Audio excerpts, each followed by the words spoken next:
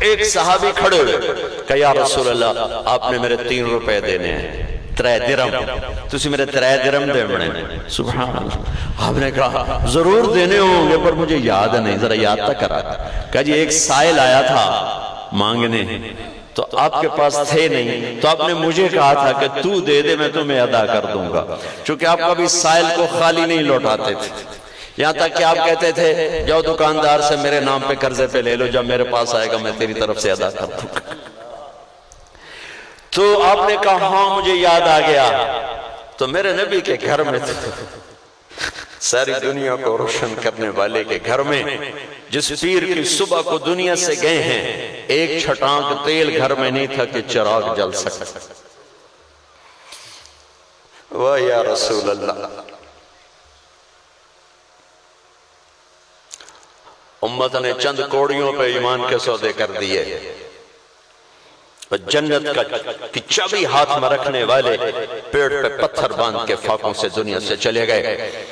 اب حضرت عائشہ فرماتی میں پڑوسن عورت سے تھوڑا سا تیل لے کر آئی کہ ساڑھے تھا ڈیوے تیل ہی کوئی نہیں جو تھوڑی جی بتی بال لبی ہے۔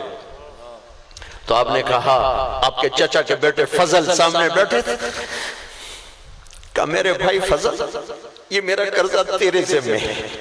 ہم نے کہا یا رسول اللہ میرے سے آپ مکروز کا جنازہ نہیں پڑھاتے تھے، کیوں قرضہ لینا منع ہے؟ جب بازار قرضے پہ چلا جاتا ہے تو ساری تجارت تباہ ہو جاتی ہے، تو آپ مکروز کا جنازہ نہیں پڑھاتے تھے، جب تک کوئی حامی نہیں پڑھتا تھا کہ میں ادا کرنا ہے پھر آگے کھڑے ہوتے تھے۔ تو ہم کہا میرے بھائی فضل یہ میرا قرضہ تم دے دو، کہا جی میں دے دوں۔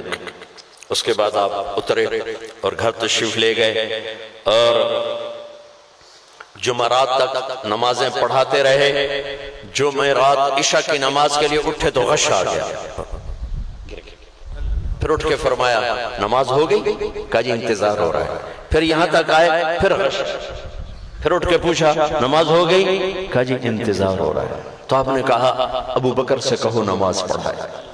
ابو بکر پیچھے کھڑے تھے، عمر پہلی صف پہ کھڑے تھے، صحابہ نے عمر کو آگے کر دیا بھئی نماز ہی پڑھاونی کوئی چا پڑھاوے۔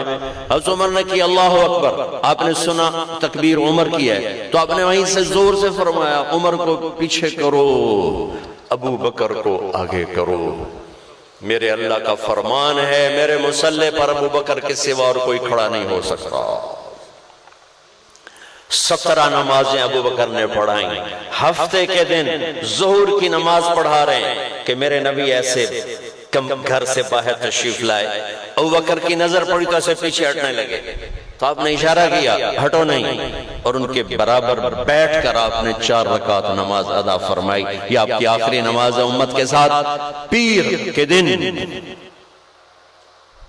آپ نے ساری بیگمات کو بلایا، سب کو ملاقات کی، رخصت فرمایا۔ اپنی بیٹی فاطمہ کو بلایا، ان کو کہا میں جا رہا ہوں، تو وہ رونے لگی۔ پھر فرمایا رونے سب سے پہلے تو ہی آئے گی میرے پاس۔ 6 ماہ بعد صرف 24 سال کی عمر میں بیٹی بھی ابا کے پاس چلی گئی۔ پھر اس کے بعد آپ نے علی کو بلایا، ان کا سر اپنی گود میں رکھ لیا اور ان کے سر پہ ہاتھ پھیرتے رہے، کمر پہ ہاتھ پھیرتے رہے اور ان کے لیے دعائیں دیتے رہے۔ سب سے آخر میں اپنے بچوں حسن اور حسین کو بلایا، بیویوں کو رخصت کیا، پیمانہ نہیں چھلکا، بیٹیوں کو رخصت کیا، پیمانہ نہیں چھلکا، علی کو رخصت کیا، پیمانہ نہیں چھلکا، جو ہی حسن حسین کو گلے لگایا، آنسوں کی لڑیاں، ایک کو نیزے پہ چڑھتے دیکھا، ایک کو زہر میں تڑپتے دیکھا، اللہ کی تقدیر کے حوالے کر دیا، ایک لفظ نہیں بولے کہ یا اللہ میرے پترانو بچا، تو میرے آنکھوں کی ٹھنڈک، میری جنت کے ٹہنیاں، میرے 2 پھول، میرے جگر کا سکون۔ کتنے الفاظ ہیں بچوں کے بارے میں۔ حسن سر سے لے کر کمر تک، چہرہ چھاتی یہاں تک اللہ کے نبی کے مشابہ، کمر سے لے کر پاؤں تک اپنے باپ کے مشابہ، حسین سر سے لے کر چہرہ چھاتی کمر علی کے مشابہ، کمر سے لے کر پاؤں تک اللہ کے نبی کے مشابہ۔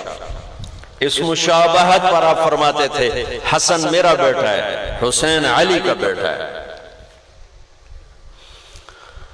یوں لیا اور ساتھ ہی آنسو، ساز خاموش ہیں فریاد سے معمور ہیں ہم، خاموش، اللہ کی تقدیر کے سپرد کر دیا، پہلے ہی کہہ دیا تھا۔ آپ نے حسین کو گود میں لیا ہوا، سینے سے چمٹایا ہوا اور تڑپ تڑپ کے رو رہے تھے۔ تو ام سلمہ نے پوچھا یا رسول اللہ کیا ہوا؟ کہا ایک فرشتہ مجھے آ کے خبر دے گیا ہے کہ میرے اس بچے کو میری ہی امت ذبح کر دے گی۔ ہاں سب کو رخصت کر دیا۔ جبریل نے آ کر السلام علیکم کہا اور آ کے چپ کر کے کھڑے ہو گئے۔ آپ نے پوچھا کیا بات؟ کہ موت کا فرشتہ آ گیا ہے، اندر آنے کی اجازت چاہتا۔ آپ نے فرمایا تو آ جائے۔ پیر کا دن 12 ربیع الاول 11 ہجری 7 جون 633 عیسوی، اور یہی وقت 10 سے 12 کے درمیان زوال سے پہلے ملک الموت اندر آ کر کہتا السلام علیکہ یا رسول اللہ۔ آپ نے جواب دیا تو کہنے لگا جب سے موت کا کام میرے ذمہ لگا ہے آج پہلی ہستی ہیں جنہیں سلام کیا ہے، میں نے کبھی کسی کو سلام نہیں کیا، اور آپ پہلی ہستی ہیں میرے اللہ نے فرمایا تھا پوچھ کے اندر جانا، بن پوچھے نہ جانا، اجازت ملے تو جانا ورنہ واپس آ جانا۔ سبحان اللہ۔ اور آپ پہلی ہستی ہیں جنہیں اللہ نے فرمایا ہے آنا چاہیں تو لے آنا، رہنا چاہیں تو واپس آ جانا۔ ساڑھے کل کہیں پوچھنا؟ تو آپ نے فرمایا اگر میں تمہیں اجازت دے دوں تو پھر میری جان بھی نکالو گے؟ کہا جی آپ کے بھی نکالوں گا۔ تو آپ نے جبریل کو دیکھا، کی کرا جاؤں رہ جاؤں، ایسے اشارہ۔ جبریل کہنے لگے یا رسول اللہ، اللہ آپ کی ملاقات کے شوق اتنے تے تیاریاں پوریاں نہ ہیٹھاں تہاڈی مرضی، اللہ آپ کی ملاقات کے شوق۔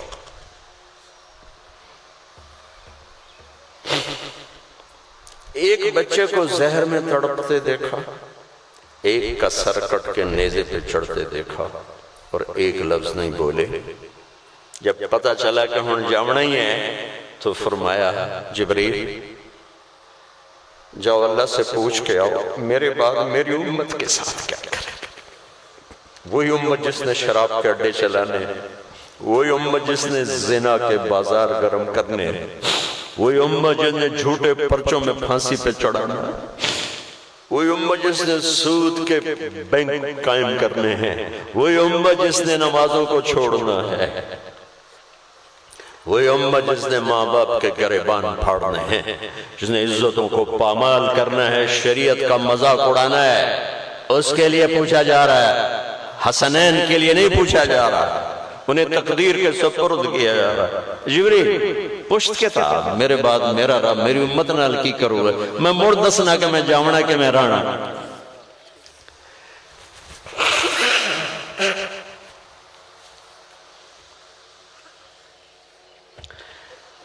جبریل واپس کے ملک الموت کھلوتا ہے۔ جبریل آیا یا رسول اللہ، اللہ تعالیٰ فرما رہے ہیں ہم آپ کی امت کو آپ کے بعد تنہا نہیں چھوڑیں گے۔ تو میرے نے مجھے کہا الان قرۃ عینی، ہن میرا ہاں ٹھڈا ہو گیا ہے، اب میری آنکھیں ٹھنڈی ہیں۔ اللہم الرفیق الاعلی، اللہ بولا مجھے اب اپنے پاس۔ سنو بہت بڑا مجمع ہے، روز اتنے مجمع نہیں ہوتے، کوئی بڑے نصیب والا آدمی ہے خادم حسین جس کے لیے اتنا مجمع ہاتھ اٹھائے گا بخشش کی دعا کے لیے۔ میرے رب کی عزت کی قسم جو سن رہا ہے، میرے نبی اگر یہ سوال نہ اٹھاتے میرے بعد میری امت کے ساتھ کیا کرو گے، جیسے سارے کتے بلے ٹورے بدے ہو گیا۔ مچھلی کھائی، مچھی دریا تالاب دینے بھی میری ملکت ہے، تو چوری کر لئی دریا دی مچھی۔ اللہ فرمایا ہفتے نو نہیں کھاونی، اتوار سوار منگل جمعہ جمعہ کھاؤ۔ انہوں نے ہفتے کو مچھلی کھائی، اللہ نے بندر بنا دیا، بندر کونو قردۃ خاسئین۔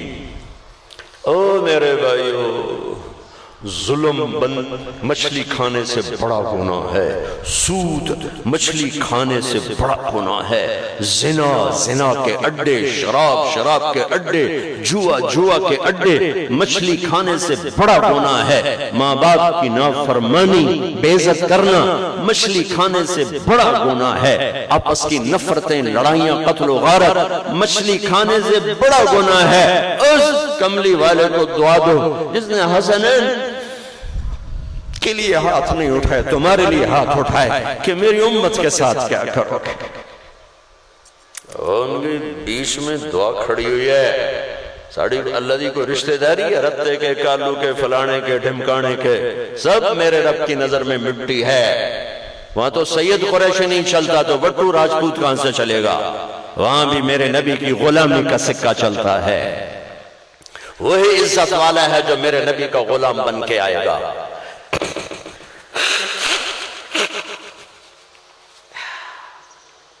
تو آپ نے کہا بس ہن مینوں لے چل۔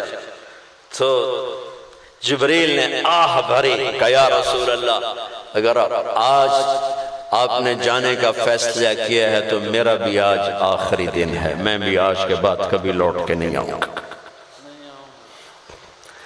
ہاں یہ میرے نبی کا جانا ہے، میں نے آنا بھی بتایا، جانا بھی بتایا۔